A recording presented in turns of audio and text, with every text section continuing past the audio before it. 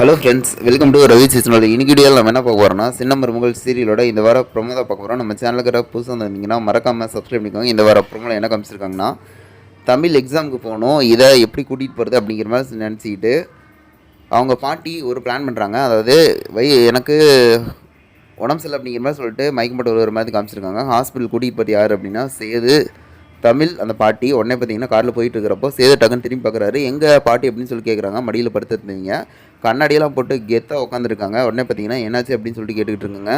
எனக்கெல்லாம் ஒன்றும் உடம்புக்கு இல்லை, அதனால் நீ ஸ்ட்ரெயிட்டாக வந்து ஸ்கூலுக்கு வண்டி விடு, தமிழ் எக்ஸாம் எழுதணும் அப்படிங்கிற மாதிரி சொன்னோன்னே, ஐயோ என்னாலலாம் முடியாது, அப்பா இருக்காரு, அப்பா ஏதோ சொல்லுவார் அப்படிங்கிற மாதிரி சொல்லியிருக்கா. அதெல்லாம் நான் பார்த்துக்கிறேன்னா நீ வண்டி விட்ற அப்படிங்கிற மாதிரி சொல்லிட்டு சொன்னோன்னே, இவரும் அதுக்கேற்ற மாதிரி வந்து ஸ்கூலில் கொண்டு போய் விடுற மாதிரி இருந்து காமிச்சிருக்காங்க. அவங்களும் ஸ்கூல் ஹால் டிக்கெட்டெல்லாம் எடுத்துகிட்டு உள்ளே போய் உட்காந்துட்டாங்க. இந்த டைமில் பார்த்தீங்கன்னா ராஜாங்கம் என்ட்ரி தராரு.